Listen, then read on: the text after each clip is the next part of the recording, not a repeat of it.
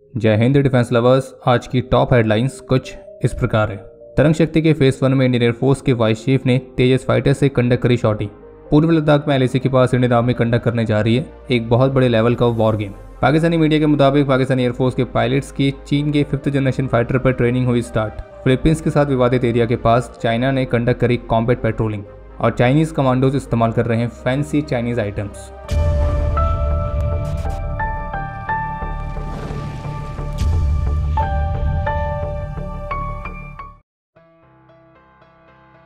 तो कल मंगलवार से एयरफोर्स स्टेशन सुलूर में भारत द्वारा होस्ट किए जाने वाली अभी तक की सबसे लार्जेस्ट मल्टीनेशनल एरियल एक्सरसाइज जिसका नाम है तरंग शक्ति, तो इसकी शुरुआत हो चुकी है। और इस एक्सरसाइज के पहले फेज के तहत आज आसमान में भारत का स्वदेशी फाइटर जेट तेजस, रफाल, यूरोफाइटर टाइफून, तो ये सभी उड़ान भरते हुए दिखाई दिए हैं। और जबकि इसी एक्सरसाइज के हिस्से के तौर पर इंडियन एयरफोर्स के vice chief air marshal Amarpreet Singh ने भी भारत के स्वदेशी फाइटर जेट तेजस से एक शॉटी कंडक्ट करी थी। और आपको बता दें कि इस फेज 1 में भारत के अलावा यूके, जर्मनी, फ्रांस और स्पेन की एयर फोर्सेज पार्टिसिपेट कर रही हैं। और ये एक्सरसाइज बेहद ही महत्वपूर्ण है क्योंकि इसमें न केवल भारत अन्य फ्रेंडली फॉरेन कंट्रीज के साथ अपने बीच के कॉपरेशन को मजबूत करेगा, बल्कि इसके साथ साथ दुनिया भर के सामने अपनी स्वदेशी डिफेंस कैपेबिलिटीज को भी प्रदर्शित करेगा। और इस एक्सरसाइज को लेकर मीडिया ब्रीफिंग के दौरान Indian air force chief air chief marshal V R Chaudhari और जर्मन एयरफोर्स के सीनियर ऑफिशियल की तरफ से भी कहा गया है कि जो तरंग शक्ति एक्सरसाइज है वो किसी और अन्य देश के खिलाफ नहीं है और ना ही ये किसी को डराने के लिए, बल्कि ये एक्सरसाइज आपस में इंटरऑपरेबिलिटी को बढ़ाने के लिए है और इसकी मदद से बेस्ट एयर फोर्सेस के बीच सबसे बेस्ट प्रैक्टिसेस को सीखा जाएगा।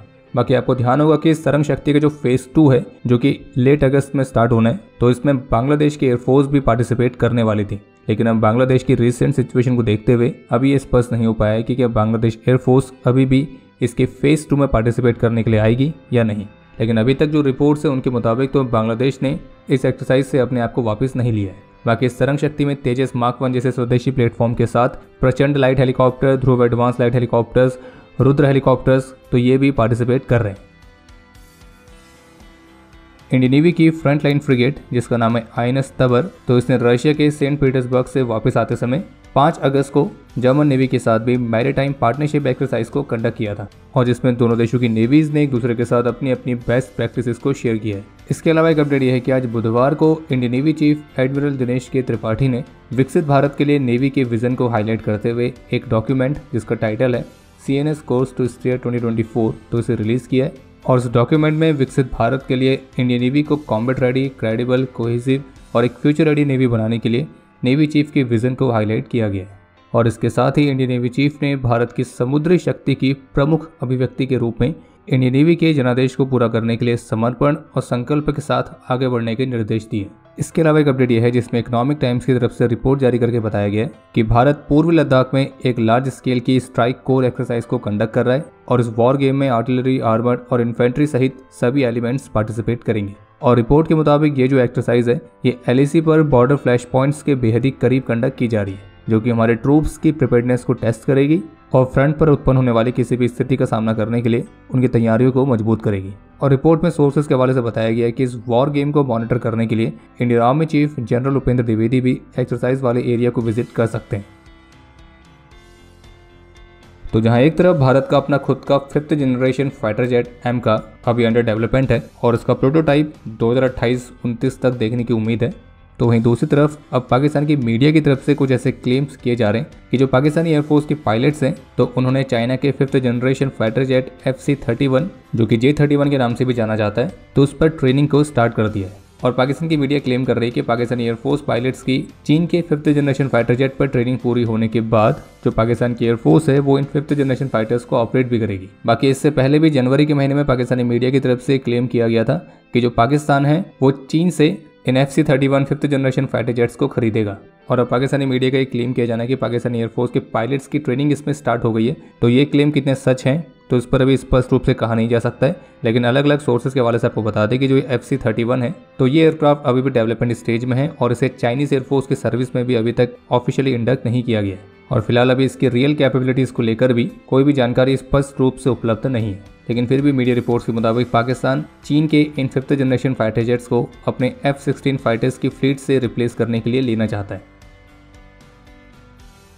ताइवान की मिनिस्ट्री ऑफ नेशनल डिफेंस के मुताबिक कल मंगलवार को ताइवान के पास 21 चाइनीज मिलिट्री एयरक्राफ्ट को डिटेक्ट किया गया है, जिनमें J-16 फाइटर जेट के साथ KG-500 जैसे एवॉक्स प्लेटफॉर्म भी शामिल थे। और इन 21 चाइनीज एयरक्राफ्ट में से 18 एयरक्राफ्ट ने ताइवान स्टेट की मीडियन लाइन को भी क्रॉस किया था। और जबकि ताइवान न्यूज़ की रिपोर्ट के मुताबिक इस वर्ष अभी तक ताइवान के पास करीब 71 बार चाइनीज एयरक्राफ्ट और 36 बार चीन के शिप्स को डिटेक्ट किए जाने वाले मामले हुए हैं। और ताइवान के पास चाइनीज मिलिट्री की इस तरह की गतिविधियां चीन की ग्रे जोन टैक्टिक्स का हिस्सा है। जबकि इसके अलावा एक अपडेट यह है कि आज बुधवार को चीन ने साउथ चाइना सी में विवादित स्कारबोरो शोल वाले फ्लैश पॉइंट के पास कॉम्बैट पेट्रोल को कंडक्ट किया था, और जिसमें चीन ने अपने ट्रूप्स की रैपिड मोबिलिटी और जॉइंट स्ट्राइक कैपेबिलिटीज को टेस्ट किया है। और आपको स्पष्ट कर दें कि साउथ चाइना सी में जो ये स्कारबोरो शोल वाला क्षेत्र है, तो यही वो क्षेत्र है जहाँ पे फिलीपींस और चीन के बीच विवाद है। और हाल ही के महीनों में इसी जगह पर चीन और फिलीपींस के बीच कई सारे टकराव भी देखने को मिले थे।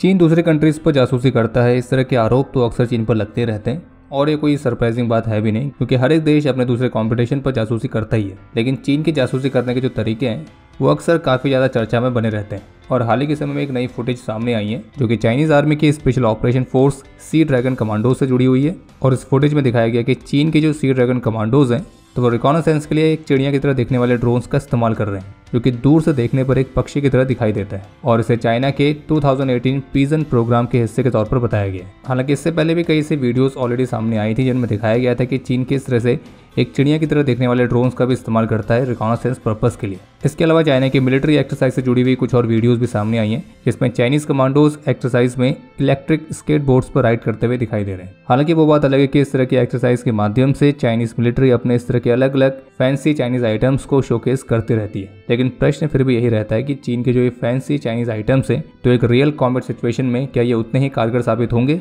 जितना इनको एक्सरसाइज में कैपेबल दिखाया जाता है। क्योंकि अभी तक के सिनेरियो के मुताबिक तो एक रियल कॉम्बैट सिचुएशन में चीन के ये फैंसी आइटम्स चाइनीज मिलिट्री के कुछ ज़्यादा काम तो नहीं आए हैं। और खैर बाकी इसके अलावा एक और अपडेट है कि जम्मू कश्मीर के उधमपुर में सर्च एंड डिस्ट्रॉय ऑपरेशन अभी भी जारी है। और स्पेसिफिक इनपुट्स के आधार पर लॉन्च किए गए इस ऑपरेशन में आतंकियों के ग्रुप्स की कुछ मूवमेंट्स को भी ऑब्जर्व किया गया था। खैर बाकी अब समय है आज के इतिहास का। आज के दिन 2002 में ऑपरेशन पराक्रम के तहत लेफ्टिनेंट सचिन अजीत मिराजकर ने अपना सर्वोच्च बलिदान दिया था। आज के दिन 2018 में जम्मू कश्मीर के गुरेज सेक्टर में एक घुसपैठ की कोशिश को नाकाम करते हुए major Kaustav Rane, gunner Vikramjeet Singh, rifleman Mandeep Singh Rawat और राइफलमैन हमीर सिंह ने अपना सर्वोच्च बलिदान दिया था। आज के दिन 1965 में अपने अदम्य साहस और वीरता का परिचय देते हुए नायक राम कुमार वीर गति को प्राप्त हुए थे और इन्हें मरणोपरांत वीर चक्र से सम्मानित किया गया। बाकी आपके लिए आज का प्रश्न ये है कि 1971 के वॉर में डिसेबल्ड हो जाने के बावजूद एक बटालियन को लीड करने वाले इंडियन आर्मी के पहले ऑफिसर कौन थे। और अब समय है आज के टॉप 3 कमेंट्स का, जो ये रहे आपकी स्क्रीन पर।